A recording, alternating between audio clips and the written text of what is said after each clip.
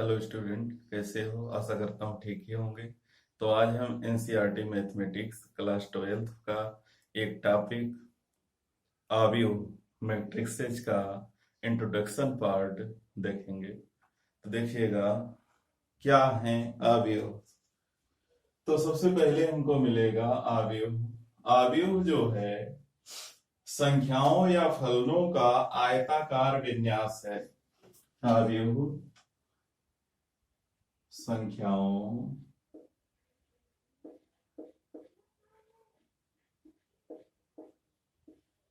या फलनों का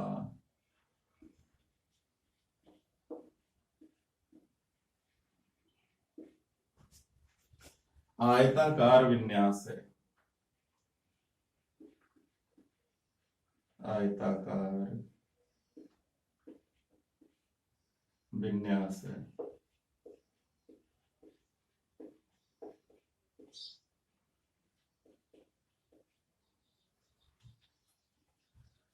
संख्याओं या फलनों का आयताकार विन्यास है। मान लीजिए कि m गुणे n संख्याएं हैं। इसको आव्यूह को अक्सर अंग्रेजी वर्णमाला के बड़े अक्षरों से जैसे ए बी सी आदि से प्रकट किया जाता है, निरूपित किया जाता है। तो जो A11, A12, A13, A21, 22, 2n ऐसे ही M1, M2, Mn ये सभी एक आव्यूह को प्रदर्शित करते हैं। अब इसमें जो ये A11 है, A12 है, ये कोई संख्या भी हो सकती है, कोई फंक्शन भी हो सकता है। अब इसमें 1 1 1 2 1 n ये है क्या? तो ये जो है आव्यूह के अवयव कहलाते हैं। जो संख्याएं या फलन है उनको आव्यूह के अवयव कहा जाता है, एलिमेंट ऑफ ए मैट्रिक्स। तो जैसे A11, 11 से मतलब कि पहले इसमें दो दो चीजें होती है आव्यूह में। आव्यूह में दो चीजें होती हैं, एक इस तरीके की लाइन होती है और एक इस तरीके की लाइन होती है। तो जो क्षैतिज लाइन होती है उसको रो कहते हैं, पंक्तियां कहते हैं, और जो ऊर्ध्वाधर लाइन होती है उसको कॉलम या स्तंभ के नाम से जाना जाता है। तो इसको कहते हैं रो और इसको कहते हैं कॉलम। तो आव्यूह रोज और कॉलम के रूप में व्यवस्थित होता है। आव्यूह रोज और कॉलम के रूप में व्यवस्थित होता है और इसमें जो बीच में संख्याएं या फलन होते हैं उनको हम आव्यूह के अवयव के नाम से जानते हैं। आगे हमको पढ़ना है आव्यूह की कोटि। आव्यूह की कोटि, ऑर्डर ऑफ ए मैट्रिक्स। आव्यूह की कोटि।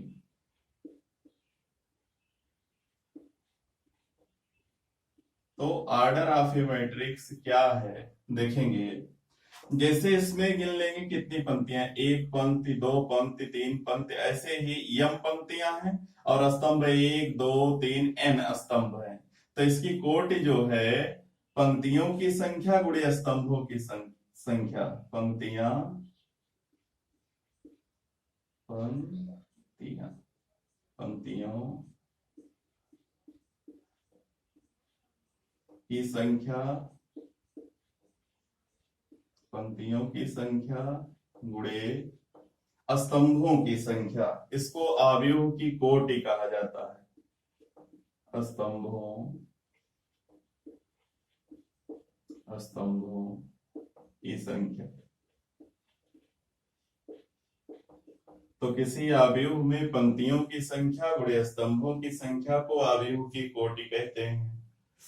अब होते हैं आव्यूह के अवयव कैसे लिखे जाते हैं। अवयव हमने बताया, अगर कहीं किसी आव्यूह का अवयव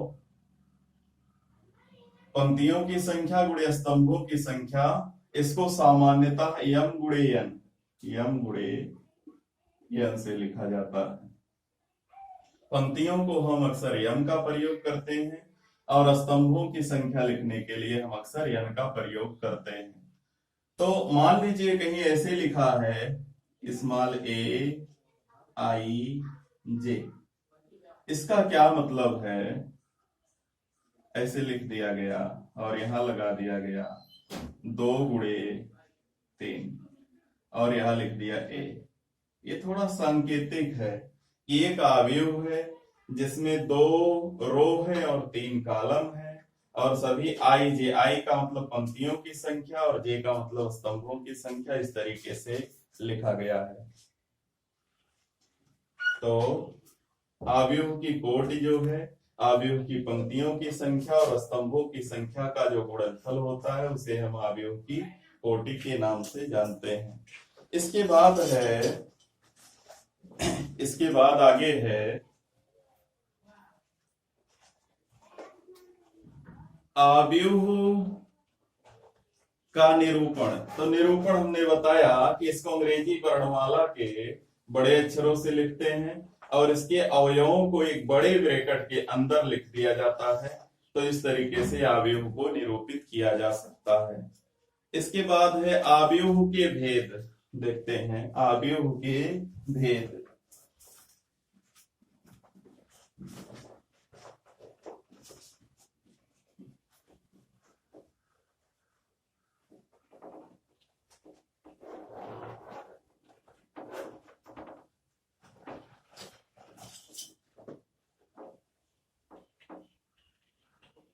अवयव के भेद।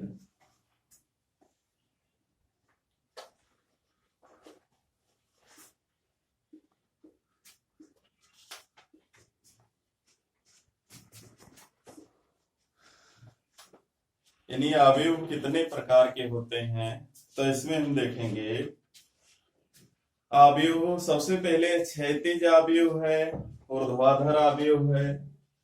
क्षैतिज अवयव सबसे पहले, क्षैतिज अवयव।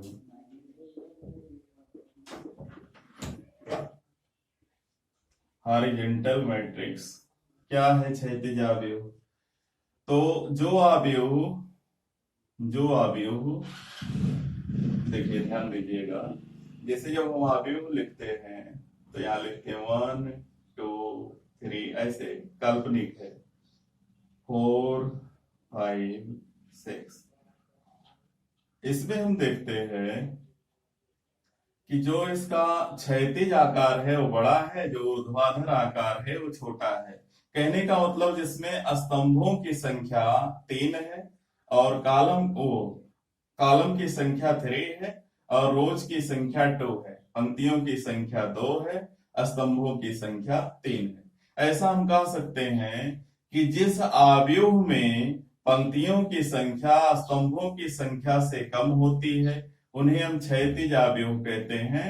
ये क्षैतिज रूप में ज्यादा लंबा है, ये क्षैतिज अवयव है। क्षैतिज अवयव की परिभाषा, जिस अवयव में पंक्तियों की संख्या स्तंभों की संख्या से कम होती है उसे क्षैतिज अवयव कहते हैं। एक होता ऊर्ध्वाधर अवयव, ऊर्ध्वाधर वर्टिकल ऊर्ध्वाधर अवयव, ऊर्ध्वाधर अवयव बिल्कुल इसी का कहें उल्टा है, जिसमें पंक्तियों की संख्या ज्यादा हो, 1 2 3 4 5 6। ये वर्टिकल मैट्रिक्स हैं। इनमें देखो पंक्तियों की संख्या 3 है, स्तंभों की संख्या 2। तो ऊर्ध्वाधर अवयव में पंक्तियों की संख्या अधिक होती है और स्तंभों की संख्या कम होती है। तो क्षैतिज अवयव में स्तंभों की संख्या ज्यादा होती है, पंक्तियों की कम होती है, और ऊर्ध्वाधर में रोज की संख्या ज्यादा होती है और कॉलम्स की कम होती है। इस बात का हमेशा ध्यान रखेंगे। इसके बाद है वर्ग अवयव। वर्ग अवयव, वर्ग अवयव जैसे कि हमको नाम से ही दिख रहा है, वर्ग का मतलब जिसकी लंबाई चौड़ाई बराबर होगी वो वर्ग अवयव कहलाएगा। इनमें रो और कॉलम की संख्या समान होती है। अगर मान लें ऐसे 1 है, 2 है, 3 है, 4, ये वर्ग अवयव, इसमें 2 कॉलम है 2 रो है, यानी 2 रो और 2 कॉलम, या A B C D E F G H I, ये भी वर्ग अवयव है जिसमें रो और कॉलम की संख्या समान होती है, उसको हम वर्ग अवयव के नाम से जानते हैं। और सामान्यतः वर्ग अवयव को इस तरीके से लिखा जाता है। ए जो सामान्य संकेत है उसको ऐसे लिख सकते हैं, जहां आई और जे, आई इज इक्वल टू जे, यानी रो और कॉलम, ये हमने कहा कि ए एम गुणे एन लिखा होता है, ए आई जे, यानी एक ऐसा अवयव है जिसमें आई रो है और जे कॉलम है और दोनों आपस में बराबर है। या ए एम गुणे एन लिखें और एम बराबर एन कर दें, ए एम इंटू एन कोटि का अवयव है और जहां एम बराबर एन है, M is equal to N. अक्सर जो आई जे होता है ऐसे ये अवयव को निरूपित करता है और ये अवयव को निरूपित करता है, तो आई जे का प्रयोग कर सकते हैं, लेकिन ज्यादातर उसका अवयव के लिए, एलिमेंट के लिए उसका उपयोग किया जाता है। तो वर्ग अवयव में रोज और कॉलम की संख्या समान होती है। इसके बाद है पंक्ति अवयव, स्तंभ अवयव। पंक्ति अवयव क्या है? पंक्ति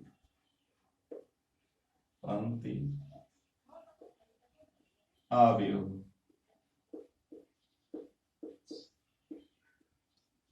ऐसा अवयव जिसमें केवल एक पंक्ति होती है उसे पंक्ति अवयव के नाम से जाना जाता है। जैसे उदाहरण देते हैं, 1 है, कामा नहीं लगता है, 2 है, 3, या ए बी सी डी, ऐसे केवल रो हो, कॉलम चाहे जितना हो, रो एक ही हो। और जो स्तंभ अवयव होता है वो, उसमें केवल एक स्तंभ होता है, स्तंभ अवयव। स्तंभ अवयव जो होता है उसमें केवल एक स्तंभ होता है, 1 2 3, या ए बी सी डी, चाहे जितना रो चाहे जितना हो जाए, लेकिन कॉलम एक ही रहेगा स्तंभ अवयव में। और पंक्ति अवयव में एक ही पंक्ति होगी, स्तंभ चाहे जितने हो जाए, एक स्तंभ 2 3 4 या 1 2 3 स्तंभ है, लेकिन रो की संख्या एक ही है। तो रो और कॉलम मैट्रिक्स इस तरीके से हम दिखा सकते हैं। आगे है शून्य या रिक्त अवयव, फिर इकाई या तत्समक अवयव। शून्य अवयव क्या होता है? ऐसा अवयव जिसका सभी अवयव शून्य हो उसे शून्य अवयव कहते हैं। इकाई अवयव जो होता है, शून्य अवयव में सभी अवयव शून्य होते हैं। इकाई अवयव या तत्समक अवयव, इकाई अवयव, इसी को तत्समक अवयव के नाम से भी जानते हैं, तत्समक अवयव। तो दोनों का एक ही नाम है, दोनों अलग नहीं है। तो ऐसा अवयव जिसमें, जैसे मान लो कोई लिखा हुआ है 1 0 0 0 1 0 0 0 1, तो इसका ये जो है ये मुख्य विकर्ण कहलाता है। पहले अवयव से एकदम आखिरी अवयव को मिला दिया जाए तो इसको कहते हैं हम विकर्ण अवयव, यानी विकर्ण कहते हैं इसको, मुख्य विकर्ण। तो मुख्य विकर्ण के अवयवों को छोड़कर बाकी सभी शून्य हो, और जो मुख्य विकर्ण के अवयव हो 1 हो, यानी मुख्य विकर्ण का अवयव 1 हो और बाकी सभी अवयव शून्य हो, तो इसको इकाई अवयव या तत्समक अवयव के नाम से जाना जाता है। अब एक है अदिश अवयव, अदिश अदिश अवयव।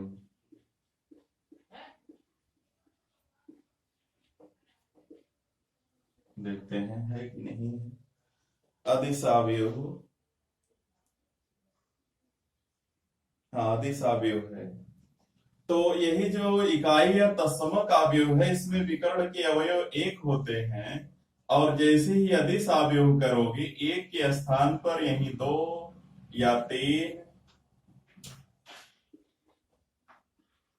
या √2 या √3 कुछ भी, यानी एक के अलावा अगर कुछ और है मुख्य विकर्ण का अवयव लेकिन सभी बराबर हैं, तो हम कहेंगे कि यह जो है अदिश अवयव है।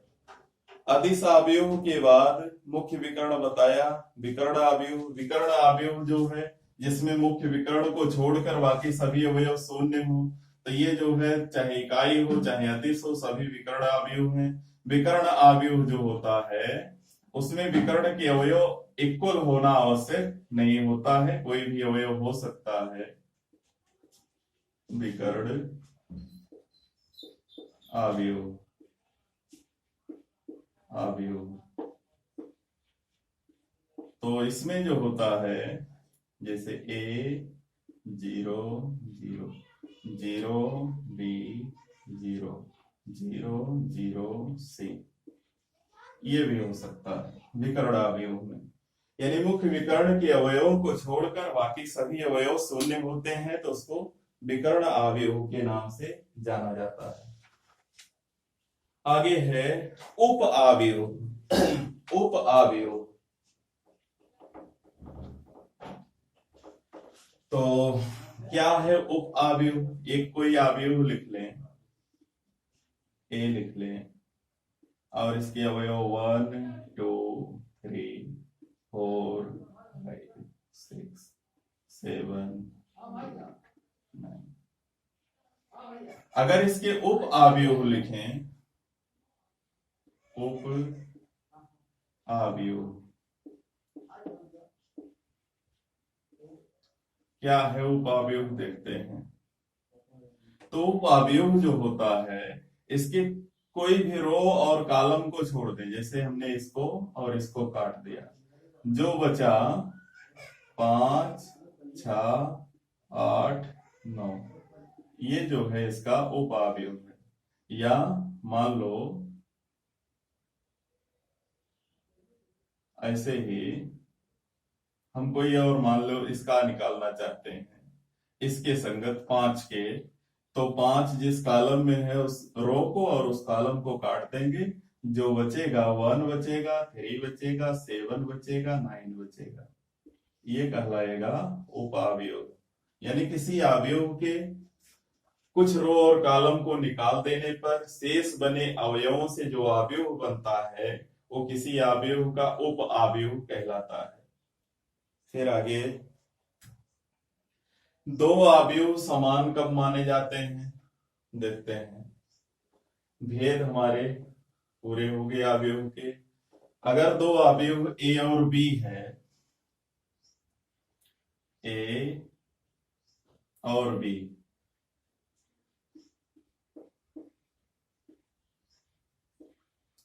ऐसे दिया ए बराबर ए बी सी डी, और जो अवयव बी है उसको दिया है 1 2 3 4। यदि ए बराबर बी होगा, अवयव ए और बी आपस में बराबर होंगे, तो हम जानेंगे ये तभी बराबर हो सकते हैं तो ए बराबर 1 होगा, बी बराबर 2 होगा, सी बराबर 3 होगा, डी बराबर 4 होगा। कहने का मतलब अगर इसके संगत अवयव, जैसे पहला रो पहला कॉलम इसके पहले रो पहले कॉलम के अवयव के बराबर हो, A12 जो है A12 के बराबर हो, 21 21 के बराबर हो, 22 इसके 22 के बराबर हो, तो समान अवयव कहलाते हैं। कहने का मतलब यहां भी ए बी सी डी है तो यहां भी ए बी सी डी ही होना चाहिए, तभी दोनों को हम समान अवयव कह सकते हैं। ए और बी अगर दो अवयव हैं, ए और बी ऐसा है, तो हम कह सकते हैं ए बराबर बी। ठीक, ए और बी दो अवयव, दो अवयव इस प्रकार है कि ए बराबर ए बी सी डी और बी बराबर भी ए बी सी डी ही है, तो हम कहेंगे ए और बी आपस में बराबर है। अगर कहने का मतलब ये हुआ अगर दो अवयव समान हैं तो उनके संगत अवयव आपस में बराबर होते हैं। फिर है अवयवों का योग। देखो जैसे ये हमने लिया, चलो इसका बी का थोड़ा सा चेंज कर लेते हैं, इसको कर लेते हैं एक्स वाई जेड या पी क्यू आर, ऐसा लिख लेते हैं, पी क्यू आर एस, चार अवयव हैं। तो ए और बी दो अवयव हैं, ए और बी का मान मालूम है, अगर हम ए प्लस बी निकालेंगे तो इसके संगत अवयव जोड़ दिए जाएंगे, ए प्लस बी होगा और यहां होगा बी प्लस क्यू होगा, सी प्लस आर होगा और डी प्लस यस होगा। और अंतर में ये माइनस हो जाएगा, या माइनस करोगे तो ये माइनस होगा, माइनस होगा, माइनस होगा, माइनस होगा। और गुणा भी होता है, तो जब a इंटू बी करोगे तो थोड़ा सा गुणा ही सबसे महत्वपूर्ण है इसका। इसका हो जाएगा ए बी सी डी और इसका हो जाएगा पी क्यू आर एस। गुणा जब करेंगे तो ये दो गुणे दो का है, दो गुणे दो कोटि का है, और ये भी दो गुणे दो कोटि का है। तो गुणा तभी संभव होगा जब इसमें कॉलम की संख्या इसके रो की संख्या के बराबर होगी। तो यहाँ पर है, इसमें दो कॉलम है, इसमें दो रो है, तो यहाँ पर गुणा आसानी से किया जा सकता है। अगर ऐसा नहीं है तो लिख देंगे गुणा संभव नहीं है। तो यहां करेंगे इसका रो और इसका कॉलम गुणा करेंगे, ए इंटू पी हो जाएगा A P plus B into R हो जाएगा B R, AP plus B R. अब देखेंगे फिर ए बी को फिर इससे गुणा करेंगे, ए क्यू प्लस बी एस। फिर पहला कॉलम, पहला रो हमारा पूरा हो गया, पहले रो को इसके पहले कॉलम से गुणा किया, यहां लिख लिया प्लस करके, और इसके पहले रो को इसके दूसरे कॉलम से गुणा किया, यहां लिख लिया प्लस करके। फिर अब चलेंगे दूसरे रो को पहले कॉलम से गुणा करेंगे, हो जाएगा C P plus D R, और फिर दूसरे रो को दूसरे कॉलम से गुणा करेंगे, C Q plus D S. इस तरीके से गुणा किया जाता है। और इस बात का ध्यान रखेंगे कि अगर दो अवयव का हमें गुणा करना है और जो अवयव है ये m गुणे n का है और जो अवयव b है वो n गुणे p का है, तो इसका दूसरा इसका पहला अगर मिल रहा है तो हम गुणा कर पाएंगे, अगर नहीं मिल रहा है तो हम गुणा नहीं कर पाएंगे, गुणा संभव नहीं होगा। इसमें कॉलम की संख्या पहले में, दूसरे में रो की संख्या अगर बराबर होती है तो हम दो अवयवों का गुणा कर सकते हैं, अन्यथा दो अवयवों का गुणा नहीं कर सकते हैं। तो बस ये था हमारा अवयव का परिचय यानी इंट्रोडक्शन पार्ट। तो जो प्रश्नावली है 3.1 कल सॉल्व करेंगे, तब तक हमारे वीडियो को लाइक शेयर सब्सक्राइब करते रहिए और अपने दोस्तों को भी सब्सक्राइब कराइए। तो और सरकार द्वारा निर्धारित लॉकडाउन का पालन करिएगा। धन्यवाद।